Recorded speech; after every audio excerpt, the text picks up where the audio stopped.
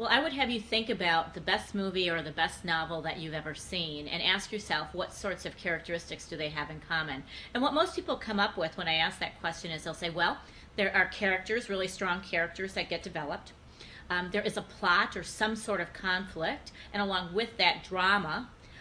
The characters themselves do a lot of dialogue, both external dialogue, their words, and a lot of internal dialogue, what they think. And then finally, with really good novels, really good movies, there's almost always a moral or a universal lesson that people can take away from them.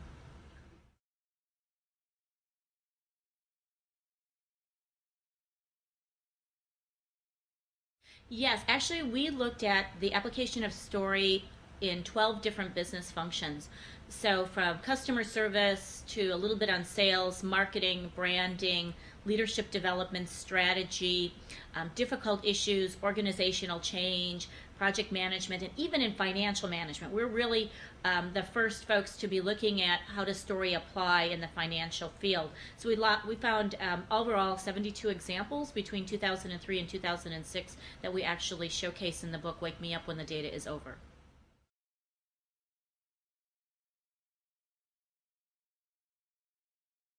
I'll share two of them.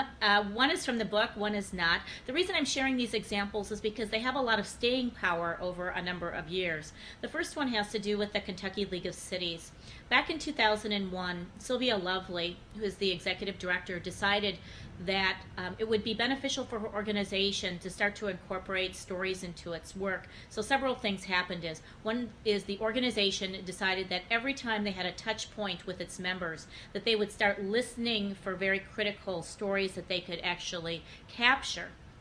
They'd listen in their phone conversations, roundtable conversations, whether they have conferences or not. And those stories have been codified and actually put into an intranet database and coded by city and who gave the story. And then that database is actually searchable by keyword. So anytime they get a media inquiry, anytime someone needs to present, whatever the occasion might be, those stories are available to them. Now, what I think is really cool about what they've done is that they actually have a policy that all employees and interns get when they come to the organization about their role in collecting stories. And if I might, I'd like to read you a little bit of what that policy is. To ensure consistent and quality branding throughout all communication mediums, we shall use the storytelling format. Lessons and insights are always best absorbed and retained if there is an interesting story that demonstrates them, whether the message is sad, humorous, dramatic, angry, or simply entertaining. Any story that reflects human struggle and human triumph offers a far more compelling way to engage people at every level, from commitment to a cause to understanding of an issue at a deeper and more personal level. I think that they really are forerunners as an organization for institutionalizing story into the front end work that employees have with their members. Here's a story that's not in the book. Back in 2004, United Way found itself in a predicament. It wanted to move away from the traditional way of doing fundraising to a way in which they could improve people's lives by mobilizing the communities around them. So they had Charlotte Beers come, and she was presenting at their branding conference, and they said, Charlotte, what would you suggest? And she said, well, we're all storytellers. And they thought, wow, maybe we should go in search of a story. Well, wasn't it interesting that there was actually a story that existed within the community impact part of the organization, and the story itself is called The Ogre.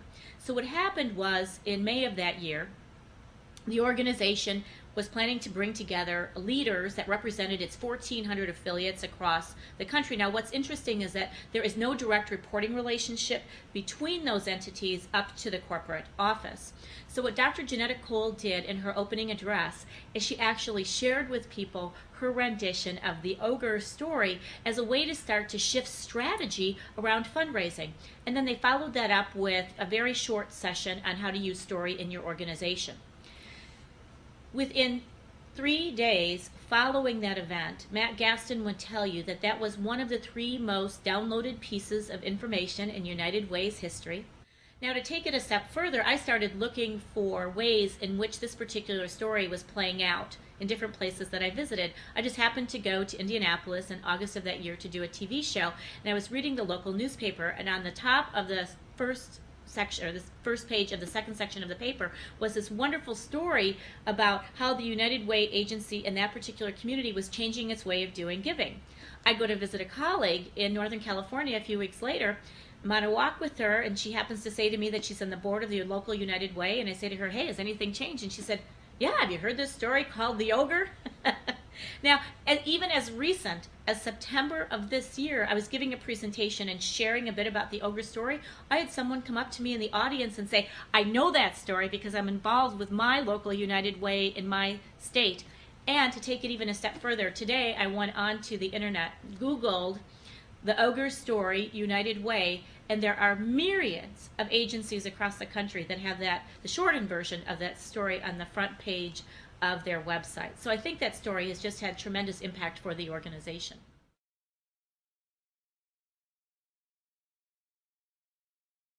You know, that's really an interesting statement. For each of the 72 examples that we feature in the book, we have a return on investment that's associated with it. And a number of those are anecdotal, because what business leaders will tell you is they didn't start out actually looking for results from their efforts, but they got results after the fact. And then there are those who actually put measurement systems in place to measure its impact. What was really striking to me, and I did a summary of this data for an article in Communication World magazine that followed the release of the book, is that 36% of the 72 examples actually show an impact to the financial bottom line of the organization. For some, to the tune of double-digit growth. Let me give you just one example. When I was talking to leaders at Kimpton Hotels, they said to me, and this was back in 2006, here are the results we've received. We have doubled in size. We are poised to double in size again. We have the lowest rate of employee turnover and the highest rate of customer return. Would that make a difference to anyone? Those are just beginning results. Then you've got results that show about 18% show increased employee engagement. Another 17-18% of the examples show that organizations were able to more quickly move toward achieving their goals. And then again, another 17-18% were telling us that they had improved levels of customer satisfaction. And I believe that all of those really are significant return on investment results.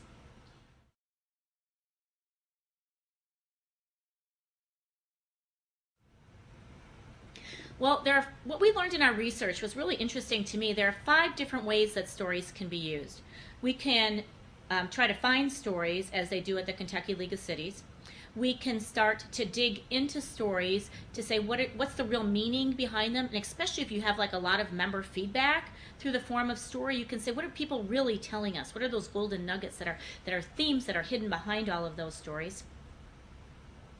Then there are organizations who are selecting stories, being very strategic about what stories will actually be shared externally and also internally with its employees.